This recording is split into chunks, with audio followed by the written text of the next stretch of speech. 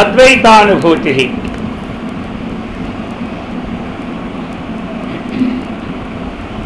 జ్ఞస్య నాస్యేవ సంసారో యద్వదజ్ఞస్య కర్మిణః జానతో నైవ భీర్యద్వదో రజ్జు సర్పమజానతః.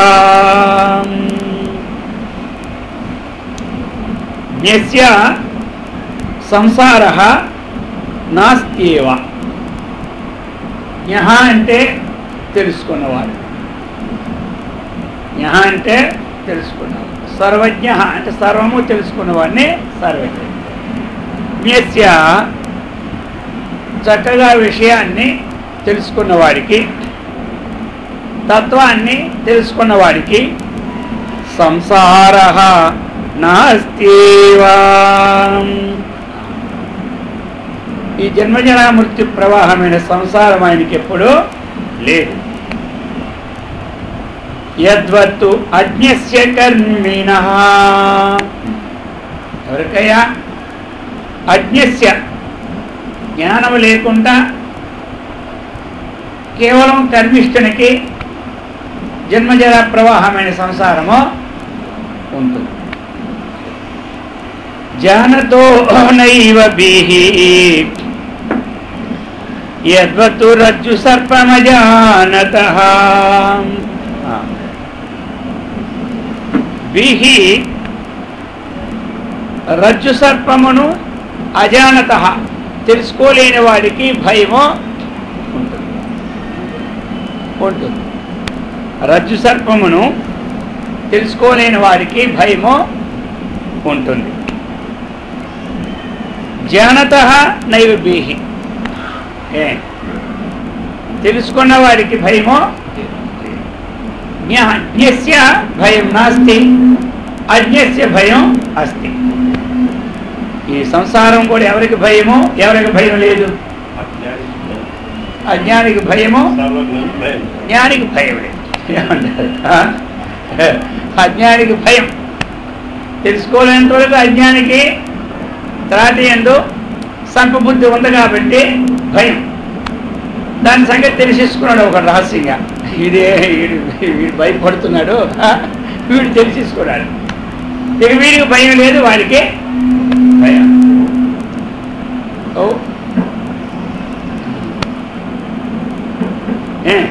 వీడికి భయం లేదు, వాడికో.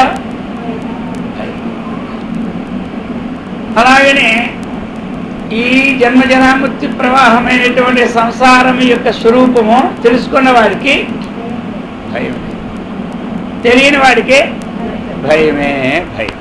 అది సైంధవస్య ఘనో యద్వతో జలయోగాత్తు జలం భవేత్ ఆత్మయోగాత్ తదా బుద్ధి ఆత్మవతు బ్రహ్మవేదినః. సైంధం ఉప్పు. సైంధవస్య ఘనో యద్వతు జలయోగాత్తు జలం భవేతు. ఉప్పు అన్నటువంటిది జలయోగం చేత ఏమవుతున్నది? జలం అయిపోతుంది. ఉప్పు జలంతో యోగం కదిలినప్పుడు జలం అయిపోతుంది. ఆత్మయోగాత్తు తదా బుద్ధి ఆత్మవత్తు బ్రహ్మవాదినః. బ్రహ్మవాదినః వాదం చేసుకోవచ్చు. ఏ వాదం ఉండాలి మనకి? బ్రహ్మవాదం ఉండాలి. అధ్యాత్మ విద్యా వాద ప్రవదత అహం. అధ్యాత్మ విద్యా విద్యానాం వాద ప్రవదతాం అహం అని భగవద్గీత 10వ అధ్యాయంలో చెప్పి ఉన్నారు. అధ్యాత్మ విద్యా విద్యానాం ఏ విద్య గొప్పది? అధ్యాత్మ. దానికంటే గొప్పదేమి? అసలు సామాన్య జనులు కూడా దాన్ని ప్రశంసిస్తుంటారు. ఏదైనా పని మనం నేర్చుకుంటున్నాం, ఎంతటికీ ఆ పని మన పట్టుబడలేదు, అప్పుడు అందరికీ వాడికి పదం ఏమిటి? ఇదేం బ్రహ్మ విద్య, ఇదేమి బ్రహ్మ విద్య అంటే బ్రహ్మ విద్య గొప్పదని వాడికి తెలిసిపోయి, వాడికి ఆ సంగతే తెలియదు బ్రహ్మ అంటే విద్య అంటే ఏమిటో. వాడికి పదం వస్తుంది కాబట్టి ఇదేం బ్రహ్మ విద్యలా ఉందయా అంటారు. మన ఆ బ్రహ్మ విద్య చెప్పమంటే అదేమో మా తాతగారి నుంచి వస్తుంది ఆ మొక్క అని చెప్పానంట. అధ్యాత్మ విద్యానాం వాద ప్రవదతాం అహం. ప్రవదతాం వాదం అహం. అధ్యాత్మ విద్యకు సంబంధమైనటువంటి వాదం. బ్రహ్మవాదినాం బ్రహ్మవేదిన బ్రహ్మం వేత్తి బ్రహ్మవిత్. బ్రహ్మవేదిన అటువంటి బ్రహ్మము తెలిసిన వారికి, ఆ బ్రహ్మను ప్రయత్నం చేస్తున్న వానికి ఆత్మయోగాత్, ఆత్మయోగం వల్ల ఈ బుద్ధి ఏమైపోతుంది? ఆత్మవత్తు భాతి. ఇక్కడ ఉప్పు జలం, బుద్ధి బ్రహ్మ. ఉప్పు జలంతో కలిస్తే జలం అయిపోతుంది, బుద్ధి ఆత్మతో కలిస్తే ఆత్మ అయిపోతుంది. బుద్ధి ఆత్మతో కలిస్తే ఆత్మ అయిపోతుంది, జలంతో కలిస్తే జలం అయిపోతుంది. జలం తేది కలిస్తే ఉప్పు, బుద్ధి కాదు. జలంతో కలిస్తే జలం బుద్ధి అయిపోతుంది, ఆత్మతో కలిస్తే ఆత్మ బుద్ధి. ఇక్కడ పై ఉదాహరణ తీసుకోవాలి. జలంతో ఉప్పు, ఆత్మతో బుద్ధి. అంటే కలియడం అంటే ఇక్కడ ఏంటి? ఆ బుద్ధిలో ఆత్మ విచారణ. రోజు ఒక దగ్గరికి వెళ్ళి ఒకరు చెప్పింది బాగా వింటున్నాం అనుకోండి, అదేది కానీ ఇంటి విషయం కానీ, ఈ విషయం కానీ, ఒంటి విషయం కానీ, లేదా లోక విషయం కానీ, ఆత్మ విషయం ఏది వింటుంటే ఆ విషయం పడుతుందా లేదా? ఇక వాళ్ళ బుద్ధిలో ఇంకోటి చెప్తే ఉంటారా? పక్కవాడు చెప్పినా. ఎందుకంటే ప్రతిరోజు ఒకరి కోసం చెప్పుకుంటున్నాం మనం, ఎవరి కోసం ఒకరి కోసం చెప్పుకుంటుంటే ఇక మన బుద్ధల్లా ఏమయం అవుతాడు? ఎవరిమయం? ఎవరి కోసం చెప్పుకుంటే వాని మయం. అలాగనే బుద్ధి ఆత్మతో చెప్పుకుంటుంటే అయిపోయింది ఆత్మమయం. ఆత్మమయం అయిపోయి ఇక లేదు లోకమయం, ఆత్మమయం చూస్తే ఏమన్నా అంతా లోకమయం. లోకంలో తన్మయం. ఇది ఆత్మతో తెలుసుకుంటే ఆత్మలో తన్మయం, లోకంతో తెలుసుకుంటే లోకంతో తన్మయం. దాని నుంచి దీనికి రావాలంటే చాలా కష్టం. దాని నుంచి దీనికి రావాలంటే చాలా కష్టం. ఆ లోక విషయకు బుద్ధి పట్టిందంటే అది బలంగా పట్టేస్తుంది, సామాన్యం కాదు. దాని నుంచి దీనికి రావడానికి సామాన్యంగా కొన్ని జన్మలు కూడా పట్టేస్తాయి. అది అలాగనే ఆత్మయోగా తదా బుద్ధి ఆత్మవత్తు బ్రహ్మవేదిన తోయాస ఏషు సర్వేషు భానురేకోపి అనేకవతు ఏకోప్యాత్మా తథా భాతి సర్వక్షేత్రేష్వనేకవతు. తోయాస. తోయాస, తోయాస అంటే ఏమిటి? తోయం అంటే జలం, ఆశయం అంటే ఒక నిధి. జలాశయం అంటాం కదా, జలాశయం. ధనాశయం, ఆశ్రయం అంటే ఒక నిధి ఉన్నది. తోయాస ఏషు సర్వేషు. ఏ తోయాశాలు అనేక ఉన్నాయి. అక్కడక్కడక్కడక్కడ బావులు ఉంటాయి, చెరువులు ఉంటాయి, చిన్న చిన్న గుంటలు ఉంటాయి, చిన్న చిన్న అన్నీ అనేక రకరకాల ఒక్కూరులో ఒక్కటి, కొన్ని కొన్ని సెలయేర్లు ఉంటాయి. అటువంటి సర్వేషు తోయాసేషు సమస్తమైనటువంటి నీటికి సంబంధమైనటువంటి విషయాల్లో భాను ఏకోపి అనేకవతు. సూర్యుడు ఒకడే అయినప్పటికీ అనేకేషు తోయేషు అనేకమైనటువంటి తోయములు నీటిల్లో అనేక సూర్యులుగా అంతే. ఇక్కడ ఎన్ని ఉన్నాయి? కొన్ని వేలు ఉన్నాయి. ఇప్పుడు ఒక్కొక్క మనలోను జలాశయాలు, చెరువులు, బావులు ఇవన్నీ. అయితే అది ఎలాగైతే అనేకంగా కనబడుతూ ఉన్నదో ఏకోపి ఆత్మ తదా భాతి సర్వక్షేత్రేషు అనేకవతు. ఒకే ఆత్మ అనేక క్షేత్రాల్లో అనేకంగా కనబడుతూ ఉంటాయి. కనబడుతుందా లేదు అందరికీ? మరి ఇప్పుడు మామూలుగా అక్కడో జలంలో సూర్యుడు, ఇక్కడే పెట్టుకున్న మనం ఆ డ్రమ్ములన్నీ వరుసగా 10 డ్రమ్ములు. ఇప్పుడు సూర్యుడు ఉదయించాడు మిట్ట మధ్యాహ్నం 12 గంటలకి. ప్రతి డ్రమ్ములోనూ సూర్యబింబం మనకే కనబడుతూనే ఉన్నది. ఇప్పుడు అన్ని డ్రమ్ముల్లో అన్ని సూర్యుల్లో ఉన్నారు. ఉంటే మరి ఆత్మనో భానో అన్యైవ భాతి జలభాను జలేయధాం. ఆత్మనో అన్యైవ భాసు భాతి బుద్ధో తదాత్మనః. అది చెప్తున్నారు. చూసేవాడికి భిన్నంగా సూర్యుడు కనబడుతుంది. అయితే భిన్న సూర్యుడు కనబడినా ప్రతిబింబములు అనేకంగా కనబడుతున్నాయి మనకి. సూర్యుడు మాత్రం సూర్యుల్లో తేడా ఏమీ లేదు. ఆ ప్రతిబింబాలు మనకి అనేకంగా కనబడుతూ ఉన్నాయి. బింబం వినా యథా నీరే ప్రతిబింబో భవేత్ కథం బింబాత్మానం తదా బుద్ధౌ చిదాభాసో భవేత్ కథం. బింబం వినా, బింబం లేకుండా యథా నీటి యందు ప్రతిబింబం ఎప్పుడు కూడా కనబడుతుంది. బింబం లేకుండా ప్రతిబింబం అనేది ఎప్పుడో కనబడదు. బింబాత్మానం తదా బుద్ధో చిదాభాసో భవేత్ కథం.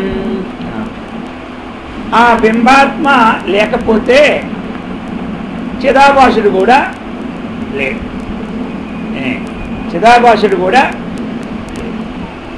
ఇక్కడ బింబం ఉంటేనే జనంలో ప్రతిబింబం కనబడుతుంది. ఇక బింబమైనటువంటి ఆత్మే లేకపోతే చిదాభాసుడు ఎక్కడి నుంచి వచ్చాడు? ఎక్కడ? చిదాభాసుడి స్థానం ఏముంది? ఆత్మ యొక్క ప్రతిబింబమే చిదాభాసుడు. చిదాభాసుడు అంటే ఆత్మ యొక్క ప్రతిబింబమే చిదాభాసుడు. మరి అంతఃకరణమునందు ప్రతిఫలించిన చైతన్యమే చిదాభాసుడు. ఆత్మే లేనప్పుడు చిదాభాసుడే లేడు. ప్రతిబింబ చలత్వాద్య యదా బింబస్య కరిహిచితు న భవేస్తథా భాసః కర్తృత్వాద్యాస్తు ఆత్మనః. ప్రతిబింబ చలత్వాత్, ప్రతిబింబము చెలిస్తూనే ఉంటుంటారు. ప్రతిబింబం చెలిస్తుంది. బింబస్య కరిహిచితు, అయితే ప్రతిబింబం చెలిస్తూ ఉంటుంటే ఆ బింబమైనటువంటి సూర్యునికి ఈ చలనమేమి లేదు. చలనమేమి అది చెప్తున్నారు. ప్రతిబింబ చలత్వాతో యథా బింబస్య కరిహిచితో న భవేయుః తదా భాస కర్తృత్వాద్యాస్తు నాత్మనః. అయితే ఈ చిదాభాసుడు కదులుతూ ఉన్నప్పటికీ, చిదాభాసుడు ఇటు అటు చెలిస్తూ ఉన్నప్పటికీ, చెలిస్తూ ఉండడం అంటే ఏమిటి? ఇక్కడ చెలించడం అంటే నేను కర్తను, నేను భోక్తను, నేను సుఖిని, నేను దుఃఖిని అన్ని భావం ఇక్కడ చెలించడం. ఇక్కడ చెలించడం ఇంకేంటి? అదంటే నీరు చలిస్తుంది అనుకుంటాం. ఇక్కడ చలించేది ఇంకోటి లేదు. ఆ నీటి యొక్క చలన గుణములు ఆ బింబమైన సూర్యునికి ఎలాగైతే అంటుకుంటూ ఉన్నాయో, ఈ ప్రతిబింబం ఇక్కడ కర్తృత్వ భోక్తృత్వాదులతో తాదాత్మ్యం చెందినది. ఆత్మకు సంబంధము ప్రేమ నిషేధించే ఉదాహరణ పెట్టి ఆత్మయందు కర్తృత్వ భోక్తృత్వములు లేవు. ఆత్మయందు కర్తృత్వ భోక్తృత్వంలో లేదు.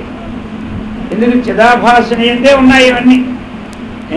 చిదాభాసుని ఎందే ఉన్నాయి. దేని ఎందు? ప్రతిబింబించిన అంతఃకరణము తాదాత్మ్యంతో చెందినటువంటి చిదాభాసుని ఎందే కర్తృత్వ భోక్తృత్వాలు ఉన్నాయి. కానీ పరమాత్మ ఏందో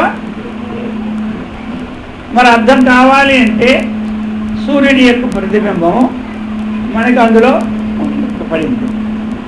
ఏదో ఒక తాకిడికి పిల్లవాడు ఎలాగెలా అంటున్నారు.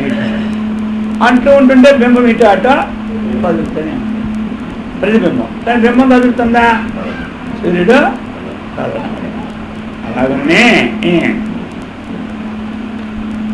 ప్రతిబింబచల నభవేయుస్తదా భాసు కర్తృత్వాద్యాస్తునాత్మనః జలే శైత్యాదికం యత్వత్వం జలభానుం న సంస్పృశేత్ బుద్ధే కామాదికం తద్విత్ తద్వత్వం చిదాభాసం న స్పృశేత్.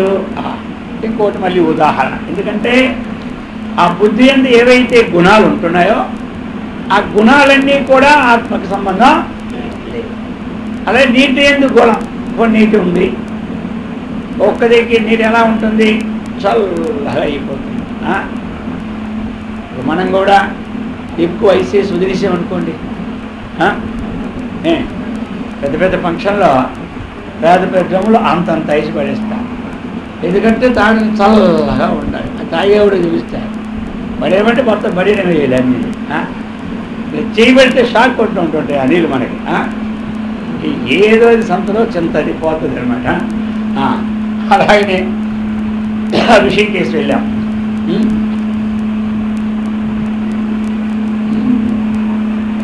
సౌండ్ తగ్గించి ఋషికేశ్ వెళ్ళాం మనం.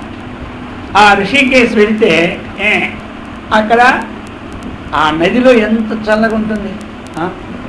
కేదార్ వెళ్ళాం. ఆ కేదార్ వెళ్ళేటప్పుడు ఆ కేదార్లో ఉన్నటువంటి నీరు వస్తుంటే అది ఏలు పెడితే షాకు కొట్టినట్టు ఉంటుంది. గంగోత్రి వెళ్ళాం. అక్కడ ములిగి పైకి లేస్తే చాలు, అంతే. గబా ములిగి గబుకు లేస్తాం ఆ ధైర్యం ఉన్నవాడు. లేకపోతే ఓ నమస్కారం చేసి ఊరుకుంటాడు. అయితే ఇక్కడ ఎందుకు? అందులో ఉన్న శైత్యాదికి ఎంత ఉందో ఇప్పుడు దాంట్లో సూర్యుని ప్రతిబింబం పడింది. దాంట్లో సూర్యుని ప్రతిబింబం పడింది. అయితే ఇప్పుడు ఈ ప్రతిబింబమునందు ఏదైతే పడిందో ఇది బింబానికి ఏమైనా సంబంధం ఉందా? ఆ శైత్యాధికం బింబానికి ఏమైనా సంబంధం ఉందా? అలాగనే బుద్ధి యందు ఉన్నటువంటి కామ సంకల్పో విచికిత్స, శ్రద్ధ అశ్రద్ధ, రీహి దీహి వీహి ఇత్యేతతో ఈ బుద్ధి యందో ఇవన్నీ ఉన్నాయి. ఆ శైత్యాదులు దాని ఎలాగైతే ఉన్నాయో అలాగే మన బుద్ధి ఏంటి? శైత్యాదులన్నీ. కామం అంటే కోరిక, సంకల్పము, విచికిత్స అంటే సందేహము, శ్రద్ధ అంటే విశ్వాసము, అశ్రద్ధ అంటే అవిశ్వాసము, హ్రీహి అంటే లజ్జ. ఈ గుణాలన్నీ ఉన్నాయి. ఇప్పుడు ఈ గుణములేమి అక్కడ ప్రతిబింబానికి ఆ శైత్యంలో ఉన్న గుణాలేమి అంటడం లేదు. అలాగనే ఈ ఆత్మకు కూడా ఏ గుణాలు?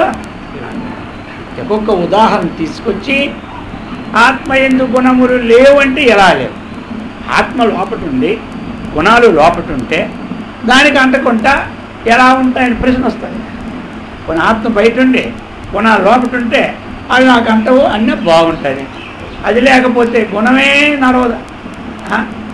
అది లేకపోతే లోపల నడవదు. అది ఉంటూ దానికి ఎలాగా అంటడం లేదు అన్న ప్రశ్న వస్తే ఇది అన్నమాట ప్రశ్న. సమాధానం చెప్తున్నారు. బుద్ధే కర్తృత్వ భోక్తృత్వ దుఃఖిత్వ ఆద్యైస్తు సంయుతః చిదాభాసో వికారీవ శరావస్థాంభుభానువతు. ఇప్పుడు నీటి కొండ ఎంత ప్రతిఫలించినటువంటి సూర్యుడు వికారయుతుని వలె తోచునట్లు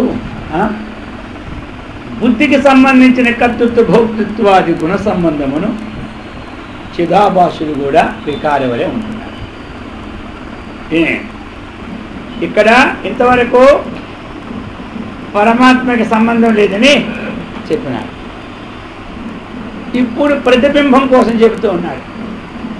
ఈ ఉదాహరణతో బింబానికి ఏమీ లేదు. అయితే బింబానికి లేకపోతే ప్రతిబింబానికి ఏమైనా ఉంటుందా అని మన సందేహం. బింబానికి లేదు, జలంలోనే ప్రతిబింబం పడింది కదా. మరి జలంలో పడిన ప్రతిబింబానికి ఈ వికారాదులు ఉంటాయా, ఉండవా? అర్థమైందా అందరికీ? సూర్యునికి ఏమీ లేవు. సూర్యుడి ప్రతిబింబం నీటిలో పడింది. నీరు ఇప్పుడు వేడిగా మరగబెట్టాం, బాయిల్ చేశాం, అందులో సూర్యుడి ప్రతిబింబం పడింది. మరి ఆ దెబ్బ ప్రతిబింబం కాలిపోవద్దు?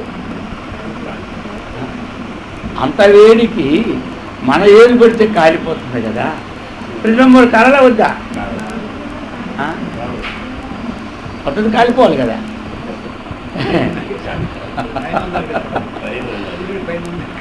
ప్రతిబింబం సూర్యుడిది అయిపోయింది పని.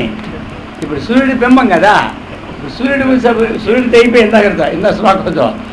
ఇప్పుడు సూర్య ప్రతిబింబం పడుతుంది కదా. ఇప్పుడు సూర్య ప్రతిబింబం పడుతుంది కదా. ఈ వేడి నీళ్ళు ఆ ప్రతిబింబానికి ఉన్నాయే లేవా కావాలి. ఇప్పుడు మనం ఏళ్ళు పెట్టేసరికి ఏమవుతుంది, మనకి కాలిపోతుంది, బొబ్బలు ఎత్తున్నాయి. ఇప్పుడు ప్రతిబింబం కూడా బొబ్బలు వస్తున్నాయా? ఎందుకు రావలేదు? ఇప్పుడు చెప్పాలి. ఇప్పుడు ప్రతిబింబం అంటే ప్రతిబింబానికి బొబ్బలు వస్తున్నాయా? మరి చల్లగా నీళ్ళు ఉన్నాయి. ఆ నీళ్ళు ఇంతకుముందు చెప్పుకుంటే పై ఉదాహరణ అది అయిపోయింది. ఇప్పుడు ప్రతిబింబ ఉదాహరణ. ఈ ప్రతిబింబానికి ఆ వేడి లేదు. చల్లని మన ముఖం వేడి నీళ్ళలో ఆవిరిపడ్డం చూసుకుంటాం. చూసుకుంటేసరికి ముఖాము తీసేస్తాం, కానీ అందులో ఉండి ముఖానికి ఎంతసేపు ఉన్నా ప్రతిబింబించే ముఖానికి ఏమైనా గంటసేపు ఉన్నా నష్టమా? ఇప్పుడు ఎక్కడో సూర్యబింబం ఎందుకు? ఎప్పుడో వేడి నీళ్ళు పెట్టుకున్న, జలుబు చేసి మిక్స్ చేసుకున్నా, గబగబా వస్తున్నాయి ఎసరులాగా, గొడగొప్పుకున్నా చూస్తూ ఉన్నా. కాసేపు చూస్తే మామూలు నీటిలో చూస్తే ప్రతిబింబం కనబడుతుందా లేదా? ఎందుకైనా ప్రతిబింబం కనబడుతూనే ఉంటుంది. ఇప్పుడు మన ముఖానికి చెమటలన్నీ కారుతూ ఉన్నాయి, ముఖం వేడెక్కిపోతూ ఉంది.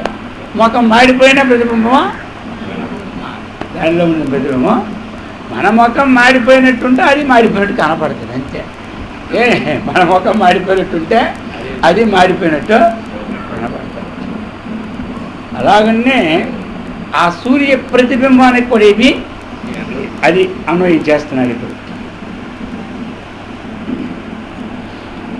శరావస్తోదకే నష్టే తతస్థ భానుర్వినష్టవతు బుద్ధేర్లయే తథా సుప్తో నష్టవతు ప్రతిభాధ్యేయం. ఇప్పుడు మనకి అంతఃకరణంలో ప్రతిఫలించినటువంటి చైతన్యం ఏది ఉందో దాన్ని చిదాభాసుడు అంటాం. దాన్నే చిదాభాసుడు.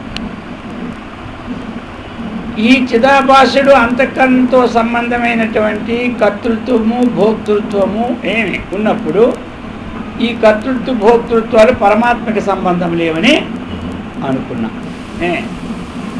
జలమనందు పడినటువంటి ఏ సూర్య ప్రతిబింబం అవుతుందో అది చల్లటి నీటిలో పడినా చల్లటి నీళ్ళు కానీ వేడి నీళ్ళు కానీ ఉంటే ఏమి ఈ యొక్క నీరు సంబంధము ఆ సూర్యునికి లేదని అనుకున్నాం.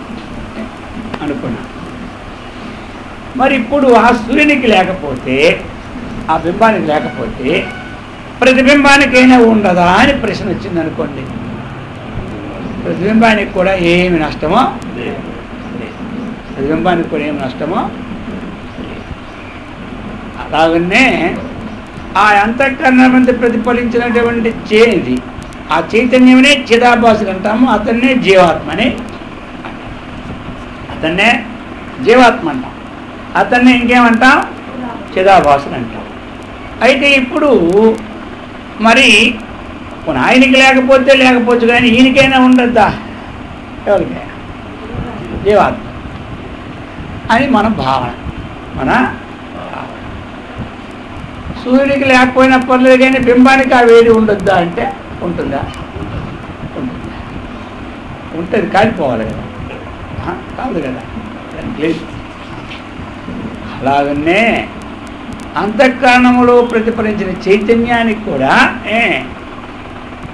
ఈ కర్తృత్వ భోక్తృత్వాదులో అంటాం. దానికి కూడా అంటాం. అంతఃకరణ ధర్మములు అవి అంతఃకరణం అనే ధర్మము. ఆ ధర్మాలు దేనికి సంబంధము? అంతఃకరణానికే సంబంధం. అంతఃకరణానికే. అయితే మరి దానిలో ప్రతిఫలించిన చైతన్యం ఉంది కాబట్టి దానికి సంబంధం వచ్చినట్టు మనకి తోస్తూ ఉంది. దానికి సంబంధం వచ్చినట్టు తోస్తూ ఉంది. దానికి సంబంధంగానే ఉంటే అది ఎప్పుడు వదలదు. దానికి సంబంధం ఉంటే మనకి జ్ఞానం కలిగిన తర్వాత కూడా కర్తృత్వ భోక్తృ వదలకుండా ఉండాలి. అక్కడ సంబంధం పడిపోయింది. అజ్ఞాన సంబంధంలో మనం అనుకుంటూ ఉన్నాం దీనికి కర్తృత్వ భోక్తృత్వాలని. తెలియనివాడు దీని ఎందుకు ఉన్న కర్తృత్వాలు దాన్ని ఆరోపిస్తారు. ఏదేనేందో ఆత్మయందు ఉన్న కర్తృత్వ భోక్తృత్వాలు లేవు అని ఉదాహరణ ద్వారా మనం తెలుసుకున్నాం. ఉదాహరణ ద్వారా తెలుసుకున్నాం. కానీ ఇప్పుడు చిదాత్మ ఎందు కర్తృత్వ భోక్తృత్వాలు ఉన్నాయా? ఆత్మ అనే పదం ఎక్కడున్నా దానికి ఎక్కడున్నా కర్తృత్వ భోక్తృత్వమో ఎక్కడున్నా కర్తృత్వ భోక్తృత్వం. మరి కర్తృత్వ భోక్తృత్వం ఎవరివి?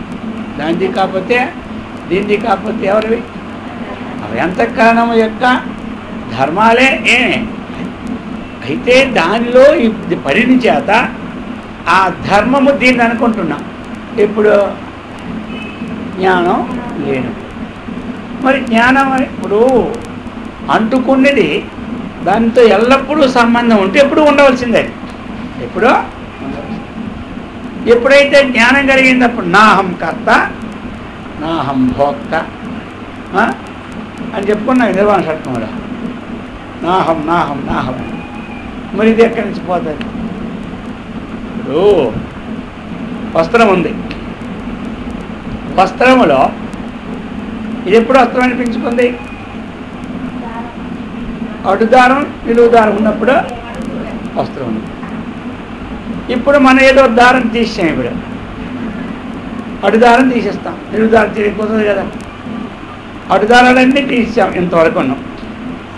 అక్కడే ఒక కోసి మొత్తం తీసాం.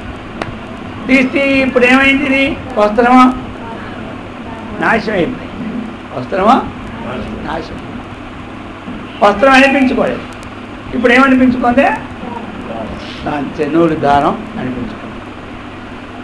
ఇది ఎందుకు? ఇది దీనికి విడదీయడానికి సంబంధమా? ఉంది. దీనికి సంబంధం ఉంది. ఆ పరమాత్మకి జీవాత్మకి విడదీసే సంబంధం. ఆ రెండు వేరైతే కదా విడదీయడానికి.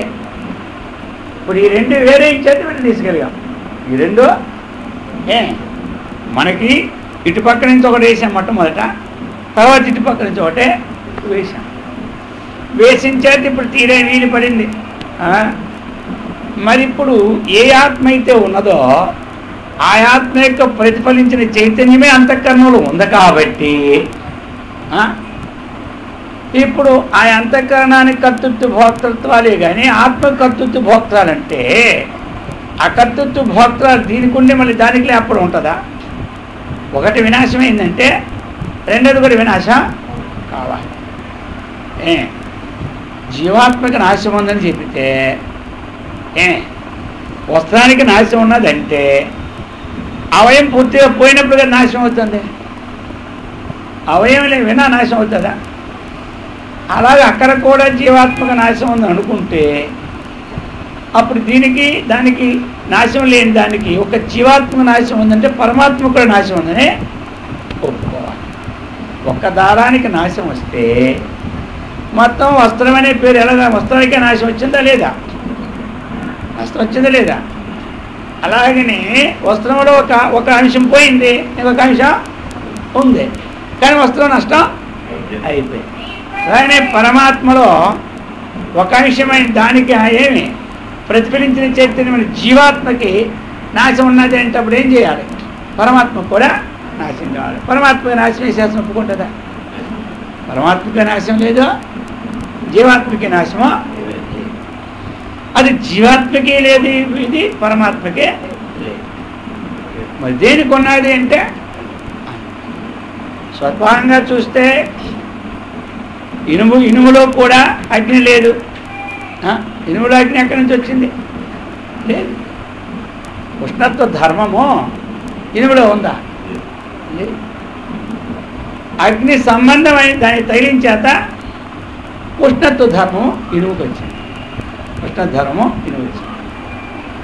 ఉష్ణత్వ ధర్మం ఇనుముకి వస్తే ఇనుము ఉష్ణత్వ ధర్మం మనం అనుకుంటున్నాయి. కానీ మనకి ఇనుమే కాల్చింది అనుకుంటాను. ఇనుమే ఇప్పుడు ఇనుముకు కాల్చే స్వభావం ఉందా? కాల్చే స్వభావం ఎవరికి ఉంది? అగ్ని. ఇనుముకి లేదు. ఆ ఉష్ణత్వ ధర్మం అని ఇనుమునందు మనము ఆరోపణ చేసినాం. మనం ఏం చేసినా? ఆరోపణ చేసినాం. స్వాభావికంగా దానికి ఉష్ణధర్మం లేదు. అలాగనే ఈ బుద్ధికి అయాత్మ యొక్క సంబంధం కలిగిన చేత దానిలో ప్రతిఫలించినటువంటి చైతన్యానికి అక్కడ ఇనుము ఎందు ఉష్ణత్వ ధర్మం ఆరోపించాం, ఇక్కడ కర్తృత్వ ధర్మము ఆరోపిస్తాం. పని చేస్తే కర్తృత్వ ధర్మం, తింటే భోక్తృత్వం సుఖంగా ఉంటే సుఖిత్వ ధర్మం, దుఃఖంగా ఉంటే దుఃఖిత్వ ధర్మం. ఈ ధర్మాలు దేని ఎందు ఉన్నాయి? కఠినత్వ ధర్మం ఉండే దేని ఎందు ఉన్నది? ఇనుమునందు. ఇనుమునందు ఏముంది? కఠినత్వం. అగ్ని సంయోగమై ఇప్పుడు అగ్ని కూడా కఠినత్వ ధర్మంగా మనకే కనబడుతుంది. కఠినత్వ ధర్మం కనబడుతున్నది, దానిలో దగ్ధృత్వ ధర్మము కనబడుతూ ఉన్నది. కానీ ఆ కఠినత్వ ధర్మం దానికి ఉందా? లేదు. అగ్ని కఠిన ధర్మం లేదు. ఆత్మకి కఠినత్వం లేదు, మృదుత్వం లేదు. ఆత్మ కఠినత్వం లేదు, మరి కఠినత్వ ధర్మం దేనికి? అంతఃకరణానికే. అక్కడ కఠినత్వం అనేది ఉండు. ఇక్కడ మనం అంటాం కదా, ఎంత కఠినత్వం వీడు, ఆ పదం ఎక్కడ వాడతాం? అంత కఠినత్వం, ఎంత కఠినంగా ఉన్నాడు. ఎలాగైతే ఇనుము చేతితో గుద్దినా చెయ్యి ఇరుగుతుంది, కానీ ఇనుము నష్టం రాదు. అలాంటి వాడు ఇది కఠినత్వం. ఇది కూడా కొట్టినా ఇది మాత్రం మారడు. ఆ ధర్మాలన్నీ ఈ సమయమైనటువంటి చిదాభాషులకు కూడా ఉన్నాయా? లేవు. అది తెలుసుకోవాలి. వాస్తవంగా ఉన్నట్లయితే జీవాత్మ పరమాత్మ భేదమే, కానీ అభేదం నభూతో సిద్ధించదు. మరి జీవాత్మ పరమాత్మలకి భేదం ఎప్పుడు సిద్ధించిందో ద్వైత సిద్ధే అవుతుంది. అద్వైత సిద్ధి అవడానికి అవకాశమే లేదు. మరి అద్వైత సిద్ధే లేకపోతే ఇంకేముంది? మరి శాస్త్రాలన్నీ అప్పుడు వ్యర్థమైపోతాయి. ఏకమేవా అద్వితీయం బ్రహ్మ అన్నటువంటి పదం ఏమవుతుంది? వ్యర్థమైపోతుంది. వ్యర్థమైపోతుంది. సృష్టి శాస్త్రం చెప్తుంది సృష్టి పూర్వం ఏకమేవా ఆసిత్తు అని. సృష్టి పూర్వం ఒకటే ఉందని, ఒకటే ఉన్నది సృష్టికి కూడా వేదం కూడా విరుద్ధమైపోతుంది. వేదం నమ్మడానికి కూడా పోతుంది. ఒకదానికే మనకై ఆ సూక్ష్మ విషయాన్ని అందుకున్నటువంటి జ్ఞానశక్తి లేక ఇంకొకటి ఆరోపించుకుంటే ఇది ఎక్కడ తగులుతుంది? మొత్తానికే మోసం అయిపోతుంది. ఇది మొత్తానికే మోసం అవుతుంది. అందుచేత ఈ విషయమైనా అది గ్రహించడానికి ముందు మనం ప్రయత్నం చేస్తే అది కొంతకాలానికి అర్థం అవుతుంది. ఇంతవరకు ఏమి సిద్ధించినట్టు? జీవాత్మకి కర్తృత్వం లేదు, పరమాత్మకి కర్తృత్వం. బింబానికి ఏమే ఆ శైత్యత్వము ఏ సంబంధమో లేదు, ప్రతిబింబానికి సంబంధం లేదు. కదలిక ఊగుతూ ఉంటుంటుంది జలం, ప్రతిబింబం ఊగినట్టు కనపడతారు. జలం ఊగితే ఏం కనపడతారు? ప్రతిబింబం ఊగినట్టు కనపడతారు. బింబం ఊగుతుందా? బింబము ఊగకుండా ప్రతిబింబం ఎలా ఊగుతుంది? అది నీళ్ళు కదిలితే అది నీళ్ళు కదిలితే ఊగుతుంది, అంతేగాని అది కదులుతుంటే ఇదే. అయితే ఇప్పుడు ధర్మం దీని ఎందుకు కదిలే ధర్మం లేదో దాని ఎందుకు కదిలే ధర్మమో తెలుస్తుందా? బింబమునందు కదిలే ధర్మమో లేదు, ప్రతిబింబమునందు కదిలే ధర్మమో లేదు. మరి దేని ఎందుకు కదిలే ధర్మం ఉంది? నీటి నీటి ఎందు ఉంది కదిలే ధర్మం. నిజంగా ప్రతిబింబానికి ధర్మం ఉంటే కదల నీటి ఎందు కూడా కదలాలి, కదులుతుందా? కదిలేదే లేదు, కదిలేదు. అలాగే జీవాత్మకి చలనం లేదు, పరమాత్మకి చలనము లేదు. చలనం అనేది అంతఃకరణం, అక్కడ నీరు, ఇక్కడ అంతఃకరణం అనే సముద్రం నీరు. అయితే మరి ఇక్కడ నీళ్ళు కదలాలంటే ఏముండాలి? పుట్టి కదులుతాయా? నీళ్ళు కదలాలంటే ఏదో గాలి అయినా వేయాలి, మనమైనా కదులుతూ ఉంటుండాలి. మనమైనా కదులుతూ ఉంటుండాలి, గాలి అయినా కదులుతుండాలి, అంతే కదా. అప్పుడే అది కదులుతుంటుంది. ఆ అంతఃకరణం చెలిస్తూ ఉంటుంటే బింబము కదిలి. అంతఃకరణం చెలించాలి అంటే ఎవరు చెలిస్తారా? రాగము, రాగం అనే గాలి అయినా రావాలి, ద్వేషమైన గాలి అయినా ఉండాలి, ఈర్ష్య అయిన గాలి అయినా ఉండాలి. దానికి ఆ గాలి వచ్చినప్పుడు ఏం చేస్తుంది? కదులుతుంది. ఏ గాలి లేకపోతే ఏమంటారు? ఏ గాలి లేకపోతే ఇది ఎంత బాగుందంటే అంత బాగుందండి. తెల్లారేసి ఏమీ రాదు నా మనసుకి, అది చాలా బాగుంది. ఇప్పుడు ఏ గాలి లేదు మనకి. ఇంకా మన్నాడు దీన్ని దాన్ని కలిపి మొత్తం గాలే, సుడిగాలి ఏమంటుంది దాన్ని. మర్నాడికి సుడిగాలి ఏదో ఒకటి వచ్చి కూర్చుంటుంది. కూర్చునేటప్పుడు మనం కూర్చోబుద్ధి చేస్తాడు. లోపటి విషయం వచ్చిందంటే ఇంక కూర్చోగల దేవుడి దగ్గర కానీ ఎక్కడ కానీ ఎక్కడ కూర్చోలే. ఎక్కడైనా కొన్ని పనుల దగ్గర కూర్చోపోతే అవదు. ఎక్కడ మనం ఎసరు పెడతాం? మనసుకి ఏదైనా అశాంతి వస్తే దేవుడి దగ్గర కూర్చొని ఎసరు పెడతాం, లేకపోతే సత్సంగం రావడం ఎసరు పెడతాం, అంతే కదా. ఇంకో దగ్గర ఎసరు పెడతామా? ఇంకో దగ్గర పెడతాం. ఎందుకంటే ఈ రెండు కనబడినవి, మిగతా అన్ని పనులు చేయకపోతే పోతాయి. అది ఊగితే ఊగనే, ఆ ఊగిన మనం దానికి పట్టించుకోకూడదు, ఊగుతూనే ఉంటాడు. ఎంతసేపు ఇవాళ ఒక్కసారి ఊపినాము, ఎంతసేపు ఊగుతుంది అది. దాని స్పీడ్ ఉన్నంత వరకు తర్వాత ఏమైపోవాలి,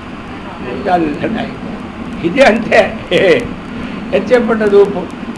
ఇది ఊపులన్నీ ఎల్లప్పుడు ఉండే ఊపులా, ఎల్లప్పుడు ఉండే ఊపులో చచ్చిపోం వెంటనే ఆ మన్నాడికే. ఆ ఊపులోనే 2 నిమిషాలు ఊగుతుంది, 2 నిమిషాలు మళ్ళీ హాయిగా ఉంటుంది.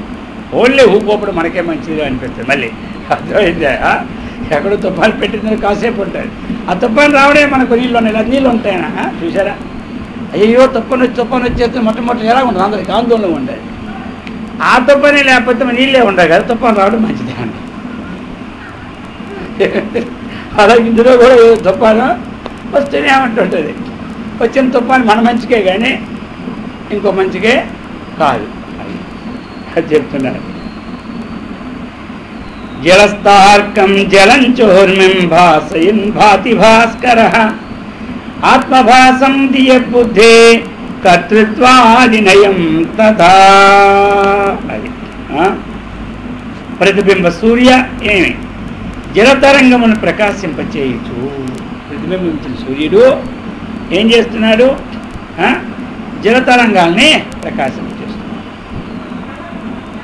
ఆయన యొక్క ప్రతిబింబం ఎక్కడ పడిందో తరంగాలన్నీ అక్కడ ప్రకాశిస్తున్నాయి. సూర్యుడు ఏమిటి? తాను ప్రకాశమానమై వీటిని ప్రకాశింపజేస్తున్నాడు. ప్రతిబింబం ద్వారా ఆయన ప్రకాశమానమై ఉంటుంది. ఆత్మయుని చిదాభాసుని, ఆత్మయును ఏమిటి చిదాభాసుని, బుద్ధిని, బుద్ధినిష్టముల కర్తృత్వాధికమును ప్రకాశింపచేయచ్చు తాను ప్రకాశిస్తున్నది. ఆత్మయుని ఏం చేస్తుంది? చిదాభాసుని ప్రకాశింపచేస్తుంది. ఆ చిదాభాసుని పడినటువంటి బుద్ధిని కూడా ప్రకాశింపచేస్తుంది. ఆ బుద్ధినిష్టములైన కర్తృత్వాది గుణాలను కూడా ప్రకాశింపచేస్తుంది. ఇది ఆత్మది. ఆత్మ ఏం చేస్తుంది? చిదాభాసుని. చిదాభాసుని అంటే ఏమిటి? ప్రతిబింబమును. చిదాభాసుని అంటే ఇక్కడ ఏమిటి? ప్రతిబింబం. జలంలో మనకు పడింది ప్రతిబింబం. ఆ బింబము ఈ ప్రతిబింబాన్ని ప్రకాశింపజేస్తుంది, జలాన్ని ప్రకాశింపజేస్తుంది, ఆ జలత్వ ధర్మాలని ప్రకాశింపజేస్తుంది. జలత్వ ధర్మాలు శైత్యమైతే శైత్యము, ఉష్ణమైతే ఉష్ణం, అవి ధర్మాలు. జలాన్ని జలత్వ ధర్మాన్ని ప్రకాశింపజేస్తుంది. అలాగనే చిదాభాసుని, చిదాభాసుడు ఎక్కడ మనకి పడతాడు? బుద్ధి. ఆ బుద్ధిని, బుద్ధి అంటే ఏమున్నాయి? కర్తృత్వాది గుణములు, వీటిని కూడా ప్రకాశింపచేస్తున్నాయి. ఎవరు? పరమాత్మ. మేఘావభాసకో భాను మేఘాచ్ఛన్నోపి భాసతే మోహావభాసకో తద్వన్ మోహాచ్ఛన్నోపి భాత్యేయం. మేఘావభాసకో భాను, మేఘాన్ని ప్రకాశింపచేసిన వాడు ఎవరు? సూర్యుడు. అది మేఘావభాసకో. ఇప్పుడు ఇంకా ఏమిటి చేస్తున్నారు? మేఘాచ్ఛన్నోపి భాసతే, మేఘాన్ని భాషింపచేస్తున్నాడు. మేఘము తనకు ఆచ్ఛిన్నమైనప్పటికీ భాషిస్తూనే, మనకి మేఘం కనబడుతుందంటే ఎవరి ద్వారా కనబడుతుంది? సూర్యుడు ద్వారా. కటికి చీకట్ల మేఘం కనబడుతుందా? ఇప్పుడు మేఘాన్ని భాషింపచేస్తున్నాడు ఎవరు? సూర్యుడు. మళ్ళీ ఆ మేఘం చేతనే ఆచ్ఛేదం అవుతున్నాడు. ఆచ్ఛేదం అయినప్పుడు కూడా ఆయన భాషించుతూనే ఉన్నాడు. అదేమిటి? ఉదాహరణ. మోహావభాసక తద్వత్తు మోహాచ్ఛన్నోపి అభాత్య భాత్యేయం. అజ్ఞానం, అజ్ఞానాచ్ఛనుడైనను ఇప్పుడు అజ్ఞానాన్ని ఏం చేస్తున్నాడు ఆయన? ప్రకాశింప. అజ్ఞానము చేత ఆచ్ఛాదుడైనను మేఘము చేత తాను ఆచ్ఛాదింపబడినా డైరెక్ట్గా మనకి సూర్యుడు కనబడకపోయినా ఆ మేఘాన్ని అతడు ప్రకాశింప చేస్తూనే ఉన్నాడు, భాషింప చేస్తున్నాడు. భాష్యంప చేస్తున్నాడంటే ఏంటి? ఆయన ఎప్పుడూ కూడా ప్రకాశమానమైనే ఉంటున్నాడు. ఆయనకి మేఘం అడ్డుచ్చినా ఆయన ఎప్పుడు ప్రకాశమానమై ఉంటున్నాడు. అలాగుననే అజ్ఞానం అన్నటువంటిది ఏమిటి? మనలో ఉంది. అంటే తనను తాను తెలుసుకోని స్థితిని ఏమంటారు? అజ్ఞానం. మరి ఆ అజ్ఞానాన్ని ప్రకాశింపచేయవాడు ఎవరు? అజ్ఞానం చేత ఆచ్ఛాదుడైనా అజ్ఞానాన్ని ప్రకాశింపచేయవాడు ఎవరు? ఆత్మే. అజ్ఞానాన్ని మేఘం చేత ఆచ్ఛిన్నుడైనాడు ఎవరు? సూర్యుడు. కానీ తన ప్రకాశం మాత్రం అజ్ఞానం చేత తాను ఆచ్ఛిన్నుడైనాడు. అజ్ఞానం దేనికి ఆచ్ఛేదనమైంది? బుద్ధికి. బుద్ధిలో ప్రతిఫలిస్తూ ఉన్నది చైతన్యం. అజ్ఞానం దేనికి ఆచ్ఛేదనం? బుద్ధికే. అజ్ఞానము జ్ఞానము దేనికి కలుగుతుంది? బుద్ధికే. ఇది మంచి ఇది చెడ్డ దేనికి కలుగుతుంది? బుద్ధికే. ఇప్పుడు చెడ్డను అజ్ఞానం తీసుకుంటాం, మంచినే జ్ఞానం తీసుకుంటాం. మరి ఆ చెడ్డ అన్నటువంటిది అది బుద్ధి ఎందే పరినిష్ఠితమై ఉంది. దేని ఎందున్నది? బుద్ధి ఎందే ఉంది. ఇప్పుడు బుద్ధి ఎందు ప్రతిఫలిస్తూ ఉన్నారు ఎవరు? ఆత్మ. బుద్ధి ఎందు ప్రతిఫలిస్తూ ఆ బుద్ధి మీద ఏదైతే పరినిష్ఠితమైందో ఏమి అజ్ఞానం చేత కప్పబడి ఉన్నా ఆ అజ్ఞానాన్ని ప్రకాశింపచేస్తూ తాను భాసమానమయ్యే బుద్ధి చేత కప్పబడిపోయినాడు కాబట్టి ఆయన భాసమానం కాలేదు అన్నమాట. పరమాత్మ భాసమానం కాదన్నమాట లేదు.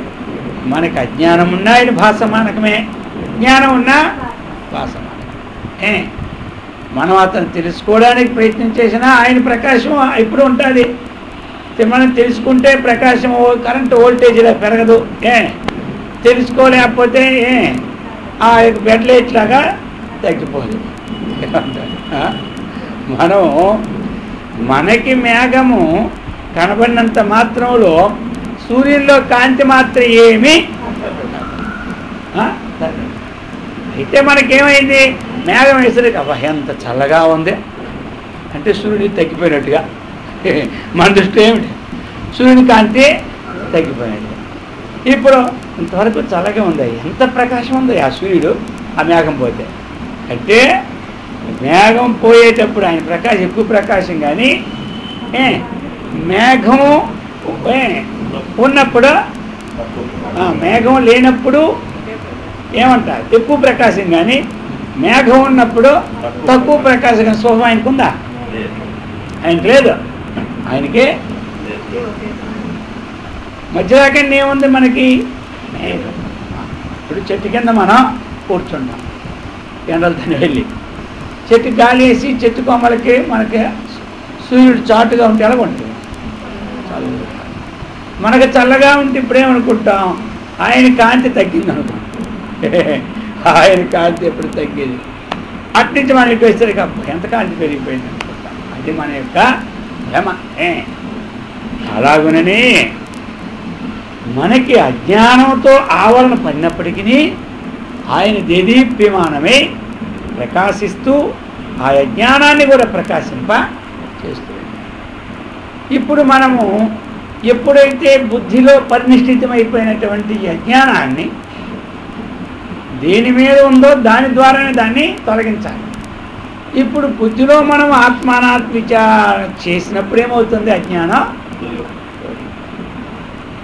తొలగిపోయినప్పుడు ఆయన ప్రకాశం అంతే. అయితే తొలగిపోయినప్పుడు ప్రకాశం, తొలగినప్పుడు ప్రకాశం ఏమిటంటే, ఇప్పుడు సూర్యుడు ప్రకాశిస్తున్న కొంతమంది సూర్యుడిని చూస్తే కానీ తెల్లవారులేసి ఏ టిఫిన్ కూడా చేయరు. కొంతమంది నియమాలేదు, తెల్లవారులేసి గాంధీ గారు తల్లిగారు అంతే అన్నాడు, సూర్యుడిని చూసిన తర్వాతే తినడు. ఒక్కరోజు సూర్యుడు కనబడకపోతే ఆ రోజు భోజనం మానేసేవారు. ఒక్కరోజు సూర్యుడు కనబడేవాడు కాదు కదా, ఆ రోజు భోజనమే. మరి దానికి తేడా ఏమిటంటే ఆ ఛేదన లేనప్పుడు ఆయన యొక్క బింబం స్పష్టంగా మనకు గోచరం అవుతుంది, ఆచ్ఛాదన ఉన్నప్పుడు గోచరం. అలాగనే ఈ బుద్ధి అజ్ఞానం చేత కలుషితం అయిపోయినప్పుడు ఆ పరమాత్మ యొక్క విషయం మనకి పరమాత్మ యొక్క విషయం మనకి స్పష్టంగా గోచరం కాదు. ఏకమాచ్ఛేదమైనప్పుడు సూర్యుని యొక్క బింబం ఎలాగైతే చూడలేమో అదే విధముగా బుద్ధి యందు అజ్ఞానం అనే మేఘం ఆచ్ఛేదం అయినప్పుడు ఆ బుద్ధి ద్వారా మనము ఆ పరమాత్మను తెలుసుకోలేము. సూర్యుడు మనకు కనబడినట్టే. ఇప్పుడు అయిపోయింది, సూర్యుడు కనబడుతుంటే ఎలా ఉంది, సూర్యుడు ప్రకాశంగా ఉంటాడు, ఆ ఉన్న పక్క కూడా కాంతియుతంగా ఉంటాడు. బుద్ధి యందు ఎప్పుడైతే అజ్ఞాన నివారణ అయిందో బుద్ధి యందు ఉన్న ధర్మాలన్నీ కూడా సత్వగుణమై ప్రకాశమానం ఇప్పుడు ఉంటాయి. బుద్ధి యందు ధర్మాలన్నీ సత్వం. బుద్ధి యందు ఎప్పుడైతే అజ్ఞానం పెరిగిందో ఇక ప్రకాశం ఎలాగ రజోగుణము తమో గుణం విజృంభణమై స్పష్టంగా మనకి గోచరింపకుండా పక్కనటువంటి విషయాలు కూడా స్పష్టంగా మనకు తెలియకుండా ఉంటాయి. బాగా ప్రకాశం ఉన్నదంటే ఏ సందులు ఏముందో కనబడతాయి. కొంచెం ప్రకాశం ఉన్నదంటే ఆ ప్రకాశం పన్ని సందే కనబడుతుంది, కానీ మిగతా సందులని అంత స్పష్టంగా మనకే గోచరించాలి. మరి కొన్ని దాంట్లో లైట్లు ఎక్కువ వేస్తారు, లేచేసరికి ఎలాగ అంతా కాంతిగా కనపడుతుంది. నలుపు కాంతే, తెలుపు కాంతి. మనం వెళ్తాం బట్టలకు కానీ దానికి కానీ కొట్లకి ఎన్నో ఉంటాయి. అన్ని లైట్లు పడిపోయి దాని మీద డిమ్ము కూడా పోతుంది అన్నమాట. ఇందులో ఉన్న డిమ్ము కూడా ఇక్కడికి వచ్చి చూసుకుంటా, ఇదిగో ఎంత డిమ్ముగా ఉంది, అప్పుడు అంత కాంతిగా ఉందంటే కాంతికి ఇక్కడ మనకు ఒక లైటు, ఆ బట్టల కొట్లు ఎన్ని లైట్లు, ఎన్ని లైట్లు ఉంటాయి చెప్పండి? లెక్కే ఉండదు. 4 డజన్ 5 డజన్ లైట్లు పెడుతుంటాడు అవి. అలాగా అవి ఏం చేస్తారు, కాంతి ఉన్నటువంటి నలుపుని కూడా తీసేస్తారు. అలాగనే ఆత్మ యొక్క కాంతి బుద్ధిలో ఎప్పుడైతే ఇది బాగా గోచరిస్తుందో మనకి చక్కగా మలిన వల్ల ఏమవుతుంది, చెదుకో. మేఘావభాసకో భాను మేఘాచ్ఛిన్నోపి భాసతే మోహావభాసక తద్వత్ మోహాచ్ఛిన్నోపి భాస్యం భాస్యం మేఘాధికం భాను భాసయన్ ప్రతిభాసతే తథా స్థూలాధికం భాస్యం భాసయన్ ప్రతిభాత్యయం చెప్తున్నారు. స్వయం ప్రకాశమాడగుచు ఏమే సూర్యుడు ప్రకాశ్యములకు మేఘాదులను ప్రకాశింపచేయునట్లు. ప్రకాశ్యము ప్రకాశనం, ప్రకాశము ప్రకాశ్యం అంటే ప్రకాశకుడు ఒకరు ఉంటారు, ప్రకాశ్యం వేరే. ప్రకాశ్యం అంటే ఏమిటి? ఈ వస్తువులన్నీ ఇవన్నీ ఏంటి, దీని మీద ఈ ప్రకాశం. ఇప్పుడు ప్రకాశం ఏమిటి? లైట్. లైట్ అనేది ప్రకాశకం, ఇదేంటిది ప్రకాశం. అయితే స్వయం ప్రకాశమానుడు సూర్యుడు ఈ ప్రకాశ్యములకు మేఘాదులను ప్రకాశింపచేయుచున్నట్లు. మేఘం అనేది ప్రకాశమైంది, సూర్యుడు అన్నవాడు ప్రకాశమైంది. ఆయన దేనికి వాటికి ఆయనే స్వయం ప్రకాశం. మేఘాలను ప్రకాశింపచేసిన వాడు స్వయం, అలాగని ఈ యజ్ఞ ప్రకాశింపచేసిన వాడు ఆయనే. స్వయం ప్రకాశమానుడవచ్చు ఏమి సూర్యుడు ప్రకాశ్యములకు మేఘాదులను ప్రకాశింపచేయనట్లు ఇక్కడ ఆత్మ కూడా స్వయం ప్రకాశమానుడవచ్చు. ఆత్మ పరప్రకాశమో కాదు, స్వయం ప్రకాశమానుడవచ్చు. ఈ స్థూల వస్తు సముదాయం అంతటినీ కూడా ప్రకాశింపచేయచ్చు, తాను కూడా ప్రకాశిస్తాడు. ఈ స్థూల వస్తు సముదాయం వల్ల ఎవరి వల్ల ప్రకాశిస్తున్నాయంటే పరమాత్మ వల్లనే ప్రకాశిస్తున్నాయి. వీటిని ప్రకాశింపచేయచ్చు, తాను ప్రకాశమానమై అంటే తన ప్రకాశములో ఆవగించేంత కూడా తక్కువ ఉండదు. తాను పరప్రకాశాన్ని ఎప్పుడు కోరదు. సర్వప్రకాశకో భాను ప్రకాశైనైవ దూష్యతే సర్వప్రకాశకో హ్యాత్మ సర్వైస్తద్వన్న దూష్యతే. సర్వప్రకాశకో సూర్య, సూర్యుడు ఏం చేస్తున్నాడు? సమస్తాన్ని ప్రకాశించాడు. అయితే ప్రకాశ్యమాన వస్తువుల్లో అనేక దోషాలు ఉంటాయి. ప్రకాశ్యమాన వస్తువుల్లో అనేక దోషాలు. ఇప్పుడు మన హైదరాబాద్ నీరల్లా ఎక్కడ పోతుందో మనం వాడుకునే నీరల్లా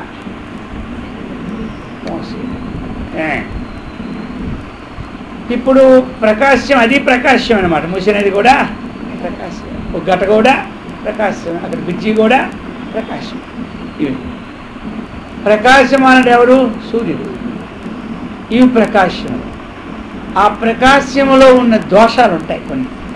ప్రకాశ్యములో ఈ దుర్గంధ దోషం వల్ల దాంట్లో ప్రకాశ్యములో ఉన్న దుర్గంధ దోషము ప్రకాశానికి ఎప్పుడు సంబంధం? మళ్ళీ ప్రకాశంలో ఉన్నటువంటి సుగుణత్వ దోషం కూడా ప్రకాశకానికి ఇప్పుడు. గంగాజనంలో మనం అందరం కూడా స్నానం చేస్తూ ఉన్నాం, పావనమైంది అనుకుంటున్నాం. గంగా పాపం అంటే పావనమే, తప్పేం లేదు. అదే పాపం పోతుంది మనకి. అది ఎంత పవిత్రము. ఈ పవిత్రము కూడా ఆయనకే. కిం గంగాంబునిదేయో కిం గంగాంబుని రాశో, గంగలో పడినటువంటి చండాల వీటిపయ, చండాల వీధిలో ఉన్నటువంటి నీరు ఉంది.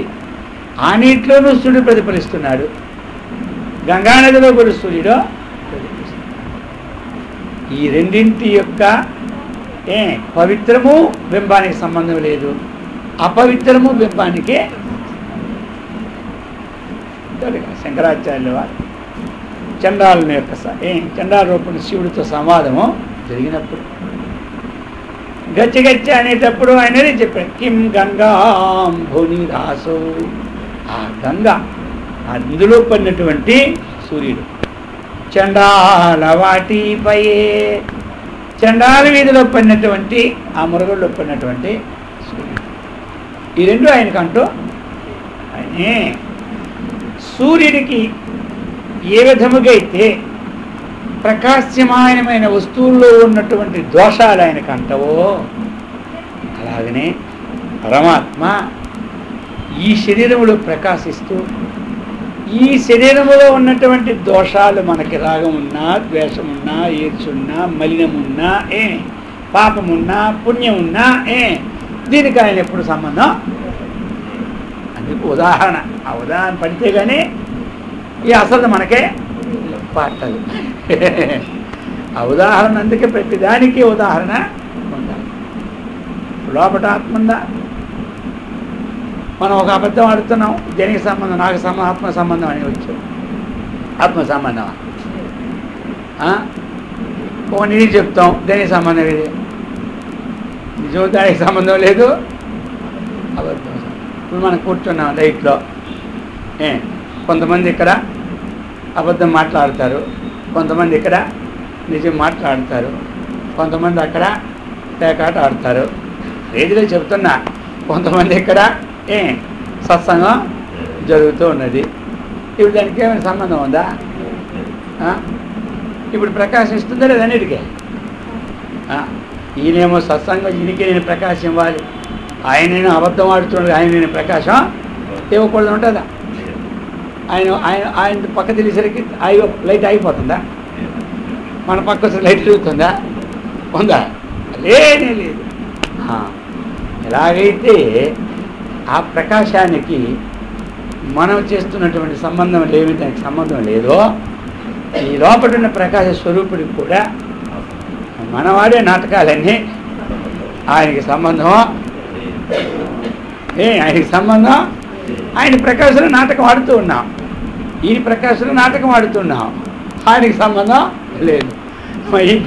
ఆయన ప్రకాశంలో నాటకాలు ఆడతాం, ఆయన ప్రకాశం ఎదిగే నాటకం. అది ఆగిపోయింది, ఇప్పుడు చదవగలమా? ఇది మోగుతుందా? ఈ నాటకాన్ని గురుతాయి మనకి ఏమంటారు? ఈ నాటకం ఇది ఇక్కడ కుదరదు. నాటకం అంటే అదే కదా, ఏదో ఒకటి నలుగురు కూర్చోనుకుంటే నాటకం. ఇది ఎలాగైతే ఆయనకి సంబంధం లేదో అలాగనే ఆత్మకు ఈ సంబంధం ఏమీ లేదు.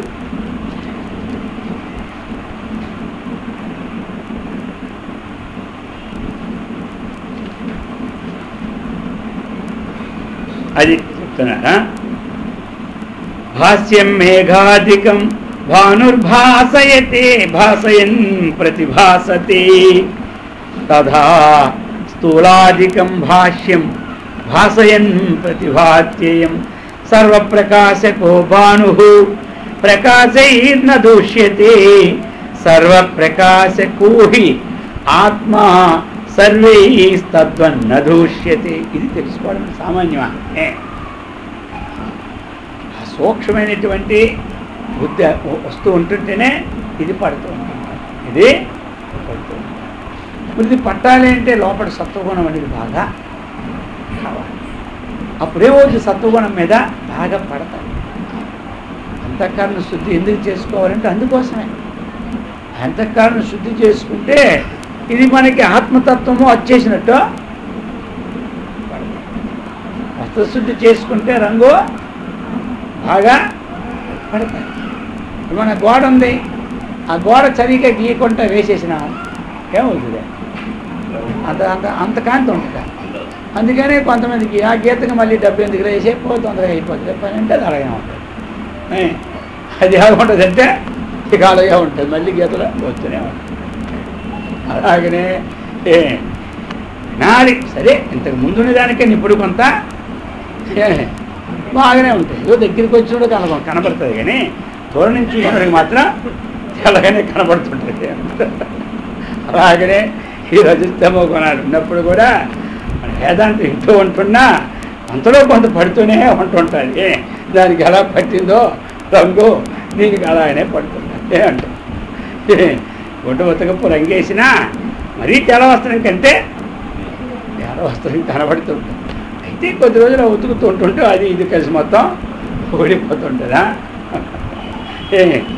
అందుకోసం మనం అందుకే చిత్తశుద్ధి చేసుకోవాలా. అందుకే చిన్న మొక్క చెప్పారు, చిత్తశుద్ధి లేని శివపూజలేరా విశ్వదాభిరామ పిడుగువేమా. చిన్న చిన్న మొక్కలు ఏంటంటే అదేదో చిన్న మొక్కలే అనుకుంటాం మనం. ఈ పెద్ద మొక్కలన్నీ అందరూ పట్టమనే దీని సారాన్ని చిన్న మొక్కల్లో పెట్టినారు వారు. ఆ చిన్న మొక్కలన్నా ఈ చిన్న మొక్కలే, పెద్ద చిన్నమ్మ అనుకుంటాం మనం. అందుకని ఆ చిన్న చిన్నవన్నీ మనకు పట్టడానికి పూర్వం ఏమిటంటే పిల్లలకి పట్టాలి కదా. ఎంతవరకు శతకం మనకు అర్థం కాలేదు అంతవరకు మనం ఎవరు పిల్లలమే. ఏమంటారు? ఏ విద్య ఏది ఎవరికి రాలేదో ఆ విద్యలో వాళ్ళు విద్యార్థులే. ఆయన డాక్టర్లో పెద్దగా అయిపోవచ్చు, అందులో గొప్పవాడే. మళ్ళీ ఒక ఇంజనీర్కి వెళ్ళేసరికి ఏమవుతాడా? విద్యార్థి. అయినా విద్యార్థి. ఇంజనీర్కి వెళ్ళేసరికి విద్యార్థి. సరే, ఇంజనీరింగ్ బాగా చదువుకోను, ఇప్పుడు డాక్టర్ దగ్గరికి వెళ్ళాలంటే అవుతా. నేను దీనిలో చదువుకున్నా కాబట్టి అంతా ఒకటే సర్వం కలిగింది బ్రహ్మలాగా. అది ఎక్కడ ఇది అక్కడ ఒక చదువుతా లౌకికులాగా అవదు. ఇప్పుడు ఏది తెలుసుకుంటే అన్నీ తెలుసుకోవడం అవుతుందో అది తెలుసుకున్నావా అన్నాడు ఎవరు?